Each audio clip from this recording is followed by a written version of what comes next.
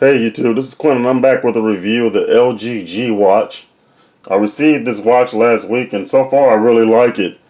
You get all your notifications, well not all, yeah, just about all your notifications from your phone will populate here, and when they show up, you can swipe them away, or some notifications have options such as email where you can delete them or go further or open the application on your phone.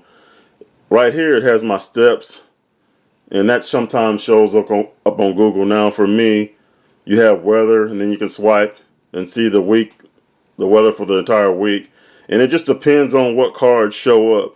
Right now, those are the only two things showing up for me right now, but you have sports teams that'll show up if it's in your Google Now.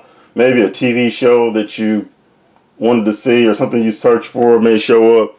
Pretty much anything that shows up in Google Now, almost anything will show up on your phone, and it does it kind of periodically. It doesn't like do it all the time, and it's real random. It does certain things. I mean, if it's a sports score, it'll consistently show that, like if the game is going on. So that's kind of cool. But something like if it's a movie you watched, or even if someone that you follow or subscribe to on YouTube, if they upload a video, if you have that ability, if you allow them to get emails when they upload a video, you'll get it on your watch. And so it's pretty cool. And right now, it's not really showing a whole lot now, so I can't really show you, but it's really neat. Like I said, it does all your notifications. It's convenient, especially with email, because you don't have to take your phone out. You can view the email. You can swipe it to dismiss it. And you don't necessarily have to delete it, but you can swipe it away, clearing it from your phone if you want to look at it later. Or you can also delete it. I know in a third-party email app you can delete it, and some of them you can't. Like I use Yahoo, and that one you have to actually go into the phone and delete. But I believe Gmail and the regular stock mail, at least on my Android phone, you can delete them. Anyway, another thing that's cool about this watch is you can also you can't answer calls, but you can reject the call. So if it's someone you don't want to talk to, or it's a telemarketer or whatever, you can reject the call directly from the watch, which is cool. And also, you can accept the call, but you have to still take out your phone and actually talk on it. To use Google Now, you basically just tap the screen and it comes on. If you don't want to use it, you press the little arrow at the bottom and dismiss it. Or you can say, "Okay, Google," which is probably, okay, it worked that time. I didn't think it would work in front of the camera, but it worked. But you can either "Okay, Google" or tap the screen, and now it's working.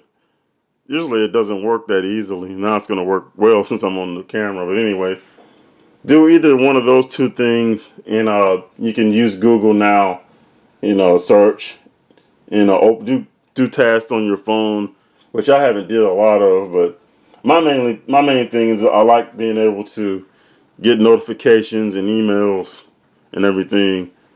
So right now I'm not getting any notifications. And what you have to do is you have to install an Android Wear app on your phone. And I'll open it like so. And once you install that, you can go in and set voice actions, call your car, browse compatible apps. That's in the Play Store, so I haven't tried that yet. You can also have apps that if you don't want to have certain apps to if there are apps that you don't want notifying you, I should say, you can add them to this list. Just tap the plus right here and you can choose which applications. I haven't actually tried that, so, but it's pretty neat. As you can see right now, I have a notification that showed up after I cleared a lot of them from the phone. I went in the phone and messed around with it so it'll show up some more notifications, but it has 7 minutes to a location. I believe this is Home Depot, but you swipe it and it'll show you a map just like it would on your phone, kind of a miniature map. And like I said, a lot of stuff shows up on this. You know, it just depends on what you have in your Google Now, and it'll show up, which is pretty neat. This device doesn't work, even though it's an LCD screen. It's not the brightest. I mean, it's okay inside, but when you go out in sunlight, the visibility is not that great. So that's just something to let you know about. The battery life is pretty decent. It will get you through the day, and I've noticed as I've been using it, it's gotten better. But it's really basically probably a little better than your phone battery, the average phone battery, but it's not outstanding. I mean, you still have to, if you use it heavily, you'll still have to probably pretty much put on the charger every day. Here's an example of the phone. I'm getting a phone call that I don't want, so I'm just going to dismiss it like so. And that just happened during this video, and it's a telemarketer, so I don't recognize that number. And then you can just dismiss it, swipe it away, or I don't want to call back, no, just dismiss it.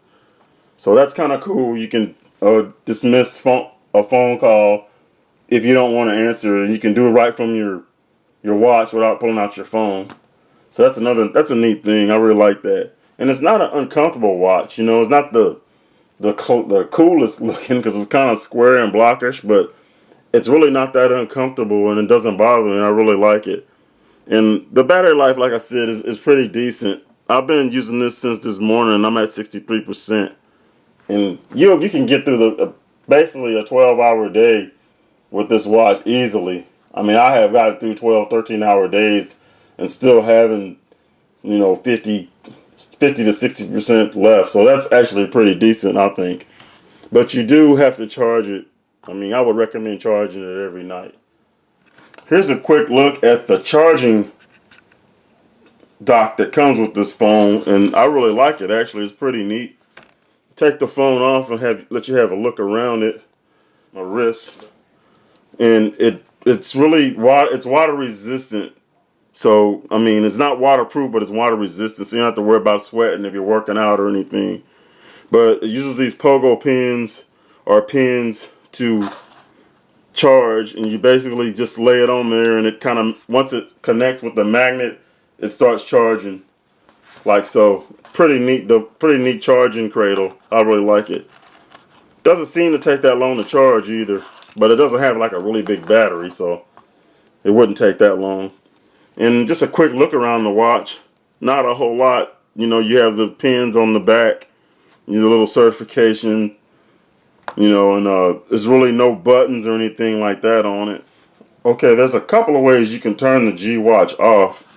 You can push the reset button right here on the back where the pins are at. You probably don't want to do that because it'll reset the phone.